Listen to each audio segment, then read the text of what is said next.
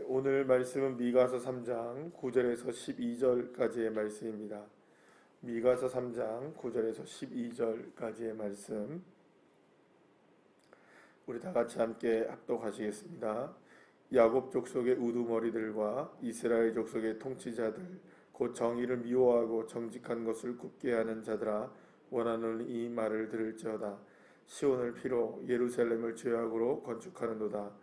그들의 우두머리들은 뇌물을 위하여 재판하며 그들의 재판장은 삭슬을 위하여 교훈하며 그들의 선지자는 돈을 위하여 점을 치면서도 여호와를 의뢰하여 이르기를 여호와께서 우리 중에 계시지 아니하냐 재앙이 우리에게 임하지 아니하리라 하는도다. 이러므로 너희로 말미암아 시온을 갈아엎은 밭이 되고 예루살렘은 무더기가 되고 성전에 사는 수풀의 높은 곳이 되리라. 아멘. 할렐루야. 우리가 신앙생활을 함에 있어서 우리가 함께 좀 생각해 봐야 될 한 가지의 문제는 지나친 낙관론이라는 것입니다. 무슨 말이냐면 모든 것이 다 잘 되고 모든 것이 다 하나님의 은혜로 이루어질 것이라는 생각이라는 것입니다. 물론 이렇게 하나님께서 모든 것을 잘 하게 해주실 것이고 모든 것을 다 잘 되게 하실 것이라는 생각 자체가 그 믿음 자체가 잘못되거나 나쁜 것은 아닙니다. 물론 하나님은 모든 것을 다 합력하여 선을 이루시는 분이시고 하나님의 결론은 모든 것이 참되시고 좋은 것으로 결말을 맺으시는 분이시기 때문에 이 말이 나쁜 말은 아니고 잘못된 말은 아닙니다. 그런데 문제는 뭐냐면 분명하게 하나님께서 우리의 삶을 통해서 또 우리의 사회를 통해서 여러 가지의 모습들을 통해서 우리에게 경고하시는 부분이 분명히 있으심에도 불구하고 그 경고를 받아들이지 못하고 알지 못하고 깨닫지 못하고 단지 그냥 하나님께서 모든 것을 다 잘되게 하실 것이다. 모든 것을 다 선하게 하실 것이다. 모든 것은 그냥 다 은혜로 될 것이다. 라는 그냥 지나치게 낙관하는 그런 모습. 그러니까 분명히 잘못된 게 있음에도 불구하고 잘못에 대해서는 우리가 고치거나 또 혹은 그것을 다시 한번 점검하거나 잘못된 것을 바로잡는 그 과정이 없이 무조건 잘 될 것이라는 생각을 하는 것은 잘못된 것이라는 것이죠. 예를 들어서 우리가 우리의 삶을 살아가는 데 있어서도 마찬가지죠. 어떤 부분에 있어서 이거 분명히 이건 잘못된 것이 있어요. 근데 잘못된 것을 고치면 잘 되는데 잘못된 것을 우리가 알면서도 고치지 않고 잘 될 거야 라고 한다면 그게 잘 될까요? 안 될까요? 안 되는 것입니다. 우리나라가 1997년도 8년도 이때에 IMF 사태가 왔단 말이에요. 그때에 우리나라를 향한 그 경고의 메시지가 있었을까요? 없었을까요? 분명히 있었어요. 있었음에도 불구하고 우리나라의 당국자들과 경제를 담당하는 사람들이 그걸 무시하고 괜찮을 거야. 우리나라는 괜찮아. 이러고 있다가 어떻게 됩니까? 갑자기 IMF 구제 금융 사태가 일어나게 된 경우가 있었단 말이에요. 자, 그러면 이번에 또 이런 우리가 그 코로나와 같은 이 시기에 우리가 계속해서 접하는 게 뭐냐면 계속해서 전문가들은 예측을 합니다. 이제 1000명대가 넘어갑니다. 발생하는 인원이. 이제 조금 있으면 얼마가 넘어갑니다. 자꾸 경고를 합니다. 그런데 이 정도면 괜찮을 거야 하는 그런 아니란 생각 때문에 진짜로 1000명이 되어지고 또 그보다 더 악한 상황들이 펼쳐지게 되더라 이 말이에요.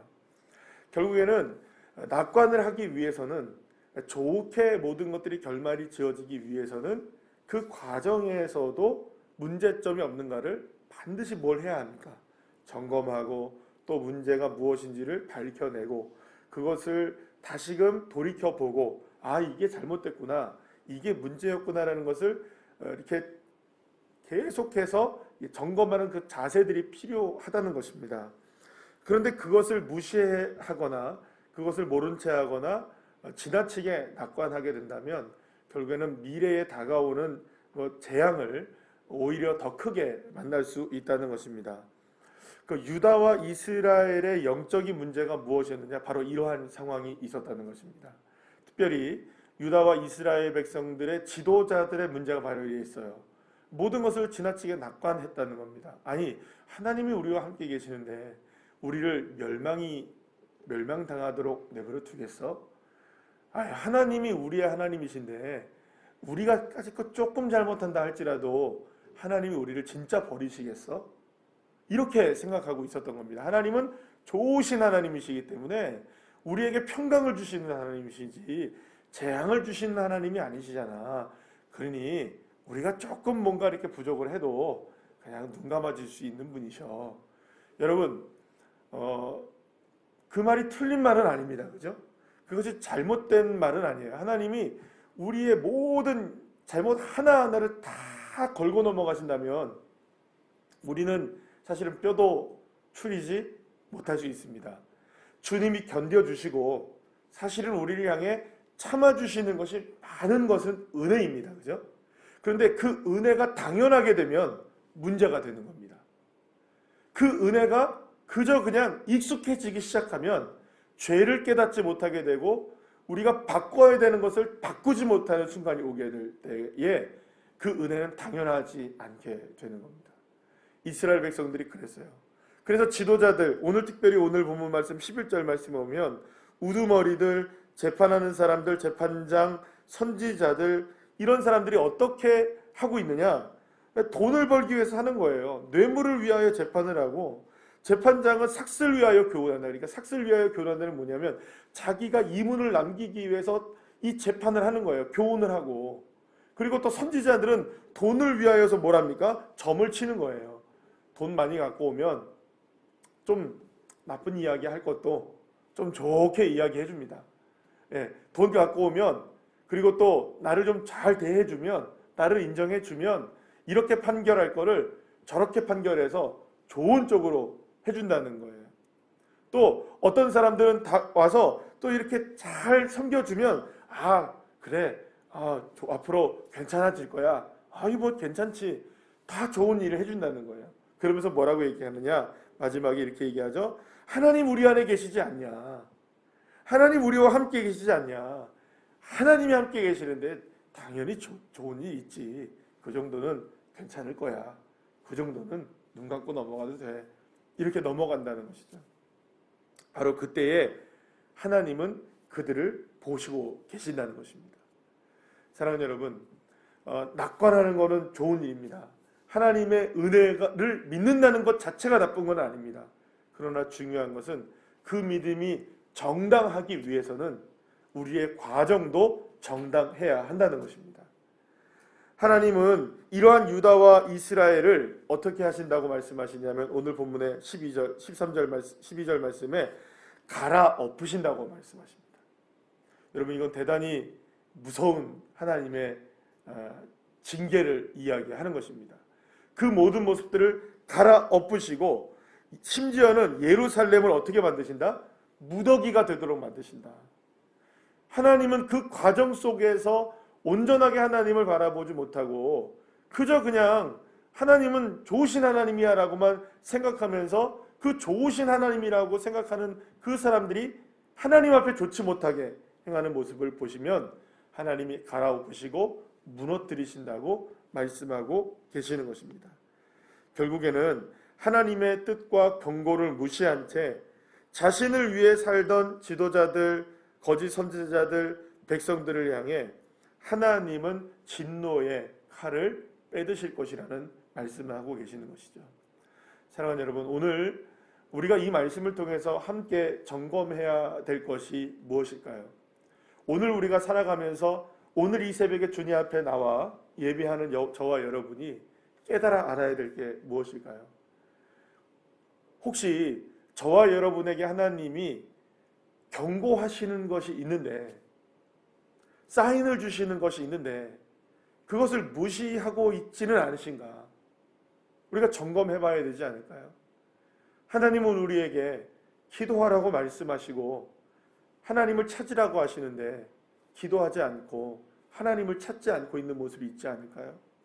하나님은 저와 여러분을 향해 그 죄에 대해서 지적하고 계시는데 혹시 그 죄를 무시하고 여전히 그 죄를 짓고 있는 것은 아닐까요? 하나님께서 무엇인가 나에게 계속하여서 사인을 주고 계시는데 나는 그것을 외면한 채 아이 그거는 생각하지 않을래, 아니 그건 나는 모른 척 할래 하면서 무시하고 지나치는 그런 하나님의 뜻은 있지 않을까요? 때로는 하나님의 어떤 말씀을 기억나게 하시는데 그 말씀 앞에 순종하기를 두려워하고 그 말씀 앞에 우리가 피하고 있는 우리들의 모습은 혹시 있지 않을까요? 사랑하는 여러분, 다양한 방법으로 하나님은 저와 여러분에게 경고하시기도 하시고 사인을 주시기도 하시고 깨닫기를 원하시는 것들이 있다는 것입니다. 그게 좋은 일을 깨닫게 하실 수도 있는 것이고 또 때로는 우리에게 재앙이 다가올 때에 그 재앙을 막기 위해서 주시는 은혜의 사인일 수도 있는 겁니다. 그러나 그것이 무엇이든 간에 그 사인을 무시하거나 우리가 그 사인과 그 모든 것들을 우리가 덮어두거나 우리가 모른 채 하고 있는 것들이 있다면 다가오는 시간 속에서 하나님은 우리에게 정말 재앙이 아니라 복을 주시기를 원하시고 은혜 베푸시기를 원하심에도 불구하고 그 사인을 제대로 못 들면 여러분 그것이 복이 아니라 다른 방향으로 우리에게 다가올 수 있다는 것을 분명히 기억해야 하는 것입니다. 각자에게 다른 모습으로 다가오겠죠. 하나님이 과연 나에게 어떤 사인을 지금 주고 계시는가? 하나님이 나에게 어떤 말씀을 주고 계시는가? 하나님이 내가 지금 순종하기를 원하시는 것이 무엇인가? 여러분 이거를 밝히 깨달아 아시기를 간절히 축복합니다. 그래서 주님의 뜻을 외면하지 않고 정말로 주님의 뜻에 민감하게 행동하셔야 되는 겁니다. 간혹 이렇게 우리가 운전을 하거나 뭘 하다 보면 때로는 어제도 여기서 이제 그 밤에 나가는데 이쪽에서 이렇게 사거리에 지나가는데요. 갑자기 배달 오토바이 두 대가 한쪽에서는 이쪽에서 오고 한쪽에서는 저쪽에서 오고 갑자기 오는데 제가 신호를 보고는 직진이 맞는데요. 갑자기 이쪽에서 그 신호를 위반하고 좌회전해 가고요.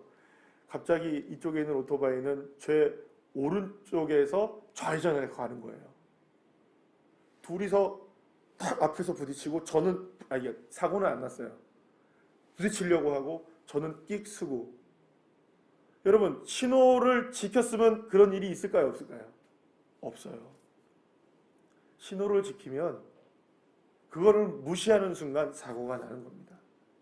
사랑하는 여러분, 하나님이 때로는 오늘 이 시간 저와 여러분에게 아주 은혜로운 파란불을 허락하셨을지도 몰라요. 근데 여전히 안 가고 있는 거예요. 주님의 은혜를 향해 나가지 못하는. 반대로 하나님 나에게 노란 사인을 주시고 때로는 빨간 사인을 주시는데도 멈추지 않고 그냥 진행하는 겁니다. 주님의 신호등을 여러분 잘 살피시길 바랍니다. 나에게 지금 어떤 사인을 주시는지, 나에게 지금 어떤 길을 가기를 원하시고 계시는지 밝히 여러분들 깨달아 알아서 주님의 뜻에 합당하게 좌회전하실 때 좌회전하시고요. 직진하실 때 직진하시고요. 멈추라 하면 멈추시고 가야 할 때 가는 겁니다. 우리의 인생 누구의 사인 따라가는 겁니까? 하나님의 사인 따라가는. 그래서 주님의 뜻을 이루어갈 수 있는 주의 자녀들 한 사람 한 사람 되시기를 간절히 축복합니다. 기도하시겠습니다.